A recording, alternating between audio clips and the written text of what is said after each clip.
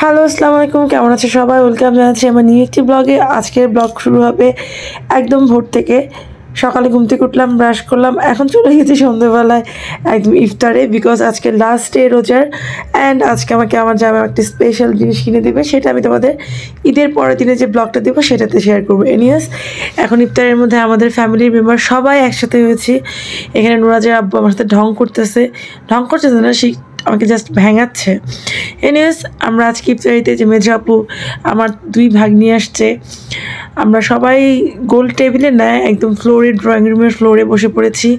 এখানে মুয়াজ বাবু আছে, সেই গ্লাস দিয়ে অনেক মানে কি বলবো, জাস্ট ফাটাফাটি দুষ্টুমি করতেছে। এখানে নুরাজ বাবু বসে বসে গেমস খেলতেছে। আমরা যারা রোজাদার আছি সবাই মিলে ইফতারের প্রিপারেশন নিচ্ছি, মাখানো হচ্ছে, খাওয়া হবে। তো সব কিছু মিলে আজকে ইফতারিটা অনেক বেশি স্পেশাল, কারণ আজকে হচ্ছে আমাদের এই পুরো রোজার মাসের শেষ ইফতারি। যাই হোক, ইফতারিটা ভালো করে সেরে নিলাম। এরপর চলে গেলাম জামাইয়ের সাথে সেরে নিব শপিং মলে। জামাই আজকে আমাকে স্পেশাল কিছু কিনে দিবে, তো এর জন্য গান শুনতে শুনতে দুজনে, আজকে আমাদের সাথে নুরাজ বাবু নাই, জাস্ট আমি আর আমার হাজব্যান্ড দুজনে মিলে ড্রাইভ করতে করতে চলে গেলাম হচ্ছে সেনানিবাসে। তো রাস্তার মধ্যে সে খুব সুন্দর অরিজিৎ সিংয়ের মিউজিক চালাচ্ছিল। আমাদের যেতে যতটুকু সময় লেগেছে আমরা গান শুনতে শুনতে খুব ভালো একটা ট্রাভেল করলাম। অ্যান্ড এখানে নবীনগরে প্রচণ্ড ভিড় ছিল। আমরা যেই সেনানিবাসের সামনে আসলাম দেখলাম যে গাড়ি ঘোড়ার প্রচণ্ড ভিড়। আর আমি এই পুরো রোজার মাসটা, সত্যি কথা বলে আমার ভয়েসের অবস্থা খুবই খারাপ, কেউ কিছু মনে করো না, এরকম ফ্যাঁসে গলায় কথা বলতেছি। এরপরে এই তো আমরা শপিং মলের কাছাকাছি চলে এসেছি। আমাদের গাড়ি পার্কিং করতে হবে কিছুক্ষণ পর, আমরা ঢুকে যাচ্ছি। দেখো ফ্রেন্ডস, পুরো মার্কেটে কি সুন্দর করে সাজিয়েছে। আর একটা ইনফরমেশন দিয়ে রাখি, সেটা হচ্ছে এই মার্কেটের মধ্যে আমাদের নিজেদের একটা দোকান আছে 3 তলায়, ঠিক আছে? এটা আমার শ্বশুর আব্বার করা একটা দোকান, অ্যান্ড এটা ভাড়া দেওয়া হয়েছে। তো যেহেতু নিজেদের মার্কেটেই যাচ্ছি, তো স্পেশালি আমাদের দোকানটাও দেখে আসতেছিলাম আসার সময় আর কি। তো এই তো একটু পরে আমরা নেমে যাব। আমরা একদম মার্কেটের ভিতরে ঢুকে পড়েছি অলরেডি।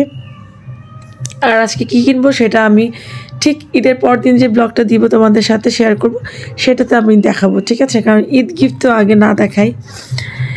এরপর হচ্ছে আমি যেটা করতেছিলাম সেটা হচ্ছে প্রচণ্ড ঢং করি সৈকতের সাথে সবসময়। নুরাজের আব্বু সেটা খুব এনজয় করে। আমি দেখা যায় যে অল টাইম হচ্ছে ক্যামেরা অন রাখি, কারণ হচ্ছে আমার ব্লগ বানাতে হয়, কখন কোন ফুটেজ লেগে যায়। তো এই তো আমার জামাই বেরিয়ে গেছে, গাড়ি পার্কিং করলাম আমরা পেছনের দিকে। এরপর আমরা ঢুকে যাব। আর শপিং মলটা তোমাদের দেখায় কি সুন্দর, বাইরে থেকে অনেকগুলো নারকেল গাছ সারি সারি করে লাগানো। মানে আমাদের এই শপিং মলটা না দেখে মনে হয় একদম বসুন্ধরার মতো। আর এই শপিং মলটার নাম যেহেতু সাভার সেনানিবাস, এটা পুরোটাই হচ্ছে আর্মিদের আন্ডারে, তো এটার সিকিউরিটি খুবই ভালো। অ্যান্ড হ্যাঁ, ভিতরে মালপত্র বলতে হচ্ছে যে এইসব দোকানগুলোতে মালটাল উঠে গেছে, মোটামুটি খারাপ না, ভালোই। এরপরে এই তো আমরা ঢুকে যাচ্ছি পেছন দিয়ে। নিচতলা হচ্ছে স্বপ্ন আছে, আর উপরতলায় সেক্টর বাই সেক্টর সমস্ত দোকানপাট। এরপর পুরো রাউন্ডটা তোমাদের একটু দেখাই। এই দেখো, উপর রাউন্ড থেকে নিচে পুরো, আমি বলেছিলাম যে এটা কিছুটা বসুন্ধরার মতো দেখতে, একদম ভিতরের সাইডটা একদম সেমই। এরপর চলে গেলাম আমরা 3 তলায়, সেখানে গিয়ে নুরাজবাবুর কিছু ছোটোদের কাপড় দেখবো। নুরাজবাবুর জন্য যেহেতু নেওয়া হয়েছে এর আগে, তারপর এখানে যেহেতু আসছে কিছু দেখতেছিল ওর বাবা, তারপর আমার জন্য একটা জিনিস কেনা হয়েছে, বাট সেটা আমি এখন তোমাদেরকে দেখাবো না। অ্যান্ড আমাকে কেমন লাগতেছে তোমরা বলো। এরপর আমরা আবার নিচে চলে যাচ্ছি। নিচে গিয়ে আমরা কিছুক্ষণ পরে ঢুকবো হচ্ছে স্বপ্নতে গিয়ে আমার আসলে প্রচণ্ড ক্রেভিং হয় হচ্ছে মোমো খাওয়ার। আমি বাইরে গেলে নুরাজের আব্বুর সাথে একটাই বানা ধরি, সেটা হচ্ছে মোমো। ও একটু চা পছন্দ করে, একটু পিজা পছন্দ করে, বাট আমার আর কিছু না, আমার জাস্ট মোমো হলে আর দুনিয়া ঠান্ডা আমার, সত্যি কথা বলতে। তো নুরাজ আব্বু বলো, দেখো বাসার জন্য কিছু নিবা কিনা। স্বপ্নতে ঢোকার পরে ও কিছু বিস্কিট নিচ্ছিল, তো ওকে ওই সেক্টরটা ছেড়ে দিছে, আমি জাস্ট কসমেটিক দেখতেছিলাম। আমি কিছু কসমেটিক নিয়েছি, আর এই যে চলে এসেছে আমার ফেভারিট মোমোর কাছে। তো আমি ঝটপট 2 প্যাকেট মোমো অর্ডার করেছি, ওরা বানাচ্ছে। সেই ফাঁকে আমি আবার একটু কিছু দেখতেছিলাম, মাছ নিতে হবে বাসায়। তো এখানকার মাছের কি বলে, মাছের সাইডটা তোমরা দেখো, এত সুন্দর করে মাছগুলো গুছিয়ে রেখেছে অ্যান্ড সারিবদ্ধভাবে। আমি খুবই ইউনিক মনে হচ্ছিল মাছের বাজার, আমি এরকম কোথাও দেখি নাই।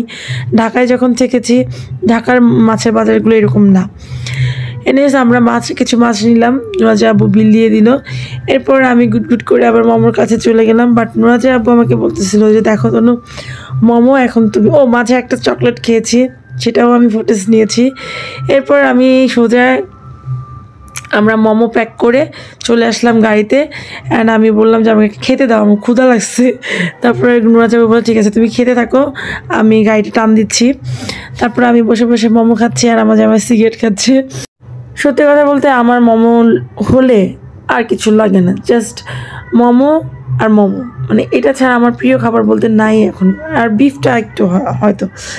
এনিওয়েজ তারপর আমি এই যে গপ গপ করে মোমো খাচ্ছি, সাথে একটু জামাইকেও সাধলাম। বাট সে কেন জানি একটু মোমো মুখে নিবে না, তার এটা একদমই পছন্দ না।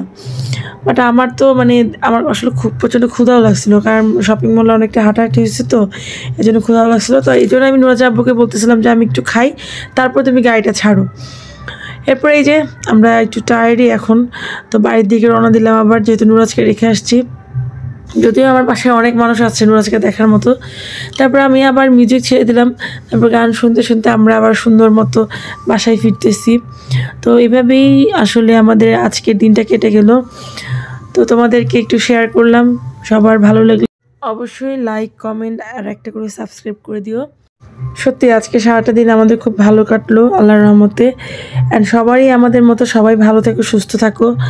আজকের মতো আমি ব্লগটা এখানে শেষ করে দিচ্ছি।